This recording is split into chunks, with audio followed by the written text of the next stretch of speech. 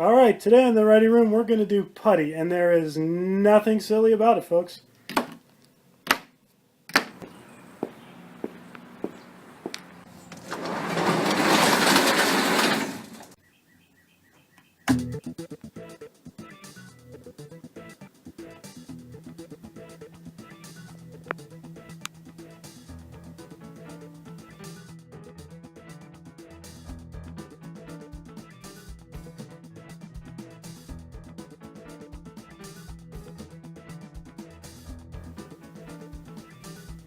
Alrighty, we're back here at the Ready Room, and we've got one of our new models we're going to be featuring the build on here by our very own Green Beans 2002.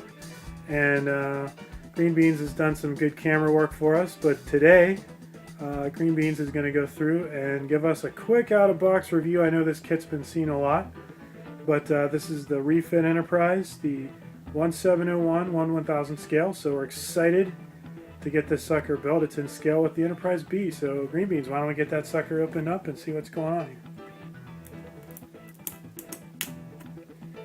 All right.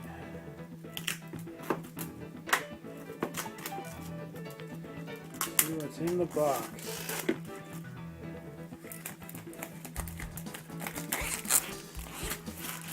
The first opening.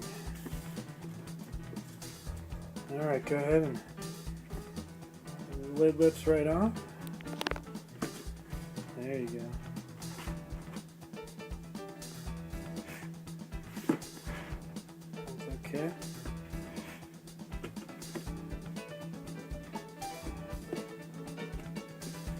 They seal these nice and tight so the parts don't come flying out, which is good. There we go. Okay. Pieces everywhere. Alright, so that's what you see when you get into the box. Good job. Alright, so the first thing we have there, we pull out some stuff for us. We have the official round 2 base. So that's what the model will sit down on, okay? Next piece. We got the clear parts. I'm going to get a little bit close here. Take a look at those. Let's see if we can get some focus going. There we go. There's the clear parts. Okay. We'll leave those in the plastic. It's important to leave the clear parts in the plastic so they don't get scratched up until you're ready to use them. Okay, this is the lower half of the saucer section. Looks pretty good. You want to flip it around. There's the top half. And it's pretty good looking there. Doesn't look like any kind of damages or anything to it. Alright, we have a bag with all the other parts in it. So these are the secondary hull, I can see that. The warp engines, here we go. There's the warp drive, one of the nacelles. There's the deflector right there. So we've got some pieces here.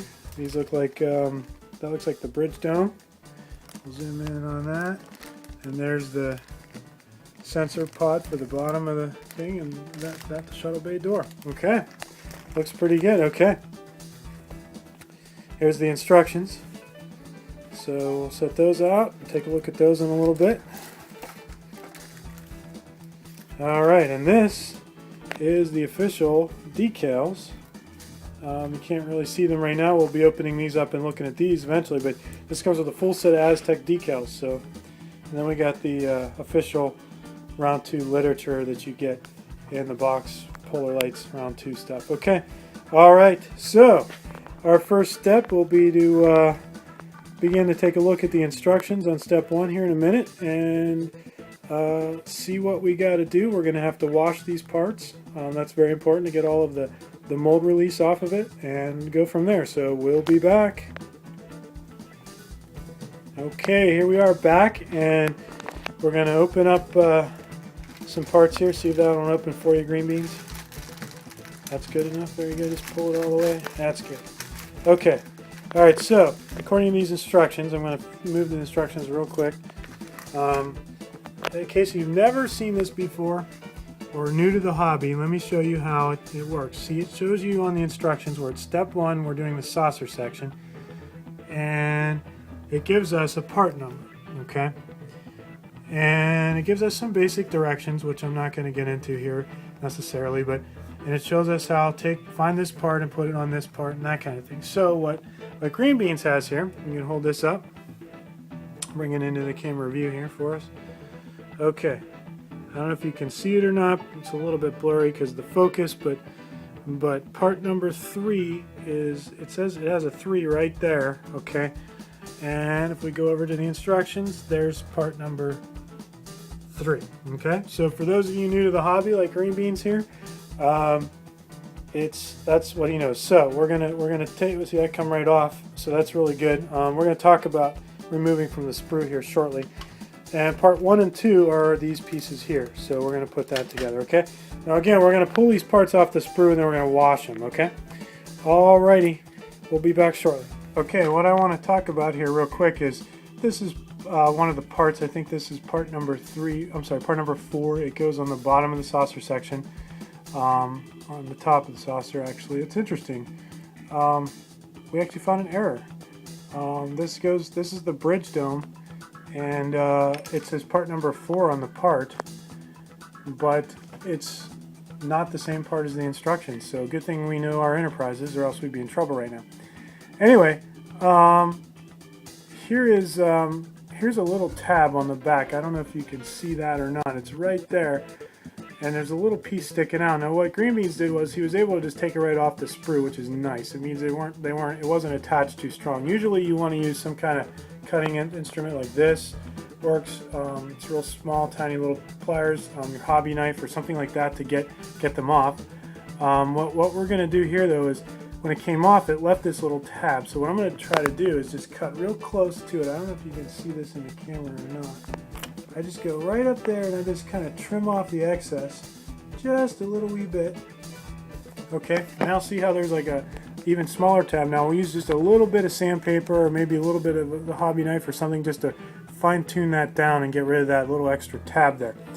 But we got to be careful because there is a little lip there that needs to stay out to go into the saucer section in the top. So we have to be careful we don't take it all off. Now if we do accidentally take it all off, that's okay. We'll be able to just glue it back in. So okay, but before we start gluing and painting and all that, we need to get to the washing piece. So we'll be back after this. Thank you. Okay, here we go. We're back with the parts here. We've got some water. We've got a drop of dish detergent in here, just a drop. We've got some clean, with nothing in it, water here.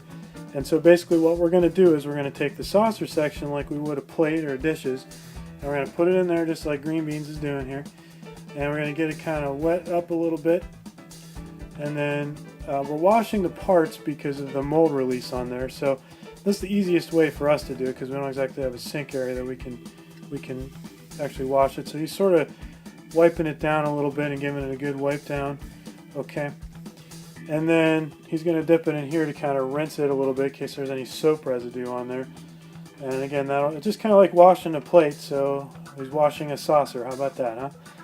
So the lower half of the saucer is what that looks like, and then we're going to set them out here to kind of dry a little bit. We might use a heat gun on it to air dry them, just real gentle. We'll see how much time we got. There he goes with the other part. So that's what we're doing. Again, this gets the mold release agent off to allow paint and glue to stick to the parts. So he's going to go through, and actually every part we do, whether we show it here on the show or not, is going to be to do this. So alright, so good job there, and we'll be back after this.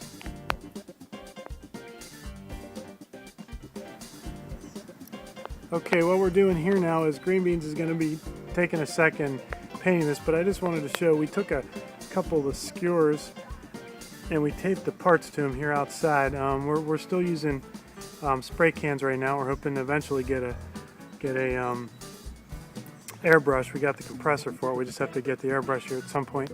But right now we're still using our spray primer. We're going to use this Krylon Color Master stuff. So we're going to do that. So it's a little bit windy, so we're going to see how well this goes. As you can see, the one saucer is moving. So if the wind doesn't die down, then we're going to have to wait. But once in a while, we get a little burst of wind. But yeah, we're going to use this primer. We're going to put it on. What he's going to do is hold it far enough away that we can just pass over it real easy and go to it. So I'm going to show him how to do that, and then we'll come back with what the primed up parts look like. Okay. See you soon. Okay, here we are on our last step here for the day on this. We managed to get them primered up. We had a little bit of run on this one, but that's no big deal. We'll be able to sand that or even just cover that up with paint. So, but the important part of primer is not only to help you to get it to paint, but also it's a good way to kind of bring out the detail. Green means if you zoom in on that for just a really quick second, you can see how crisp the deflector shield lines now look on the part. It gives you a nice good look at them. So, okay, so they're going to hang out here and dry, and we're going to be back after this. Alrighty, here we are. We're back now, and we've got our putties here. Just a real quick thing. This is the Bondo putty, the Bondo 3M stuff that folks are using a lot of. It smells. Recommend you use some mask or something if you're using it, just to be safe. But a lot of people don't, but you probably should. This is actually used in the automotive world, and I got to thank TrekWorks for turning me on to this, because he uses this on a lot of his models, and it's really good and works really well. This is the classic fast drying squadron putty. You hear a lot about this too. This is the white color. I think it comes in a green. This works pretty good too. Not as good as the Bondo, but it does its job. And then what I have here is this is kind of an older.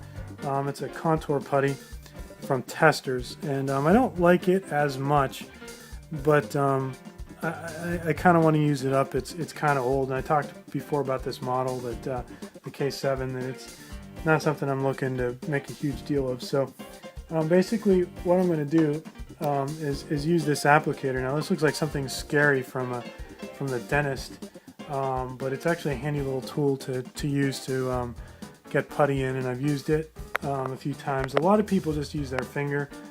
Sometimes I do, but I thought I would try to use this a little bit. So what I'm going to do here is basically I'm going to take this piece of paper, and I'm just going to give myself a nice squirt of putty. Like I said, I'm just trying to use this up, and I'm going to go in here, and I'm just going to grab some of this. Okay. And what I like to do is I like to slap it on.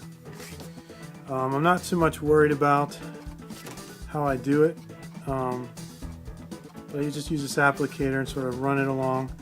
You get the general idea. It's a little bit hard this way, trying to use the camera and everything and show everybody. But I'm not too worried if it gets rough on here and dries rough, because I'm just going to sand it down once it dries, and I'll give it a good day or two to dry.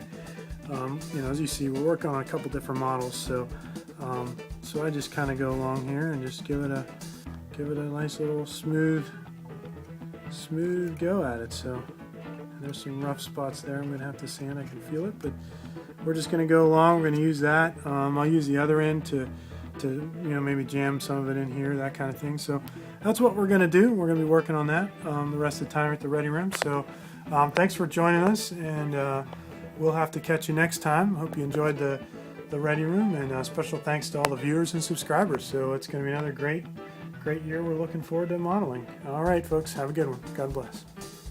Alrighty, everybody, just a quick teaser. Happy Father's Day. This is what I got for Father's Day. This is an amazing assortment of pancakes, blueberry syrup, whipped cream, and strawberries. I can't wait to dig in. Okay, hope it's a good one for you all out there, and enjoy.